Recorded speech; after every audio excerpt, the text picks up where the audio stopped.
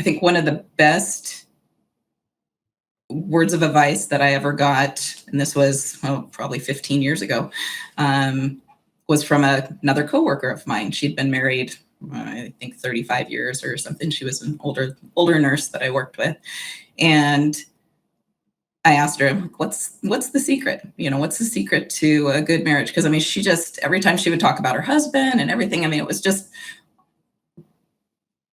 I don't know, rainbows and sunshine, Yeah, right.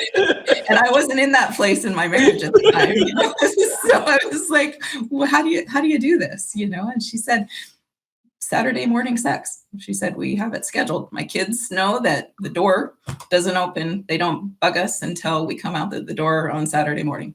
And they grew up that way since the time that they were little kids. And so they knew at least once a week they were intimate. She said sometimes they didn't even actually have sex. They just laid in bed and talked and cuddled and did different things, because life gets in the way sometimes. Yeah, exactly. Right. Or you throw your back out or, whatever. But So that was probably the best advice. And it was funny because when I was reading at, there was a psychology site that I saw as far as, hey, that's what they recommended too, is scheduling sex at least once a week. And because if you're not scheduling it, you're more likely not to do it. Right. And speaking of that, there is I'm going to put a plug in. So Jan and I used to follow a podcast, and when we were kind of struggling in our marriage, and it was a time in our lives where we were going through a transition. Our kids were getting older, but they're still in our house, and our lives were about ready to change.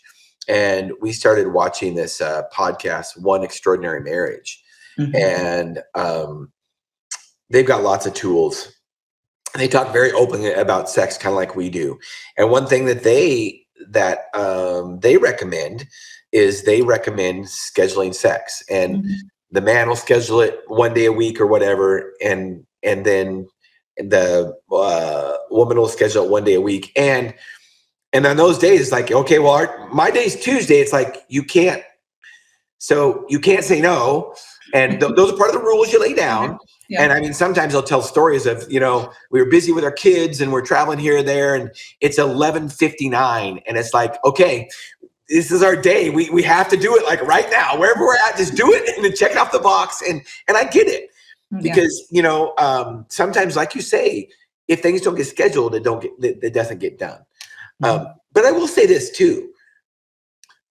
Once you get into the habit of scheduling something, is that then you don't have to schedule anymore. It just gets routine. It's kind of like... No, it's just like working out. I was just going to say, just like exercise. I'm horrible with working out. And I really struggle with motivation and getting out there. It took Chad for years. He never wanted to work out with me. He just thought that it would just not work out well at all. And we decided, okay, no, we're going to work out every morning. It was otherwise I wouldn't get it done, and so we work out every morning together.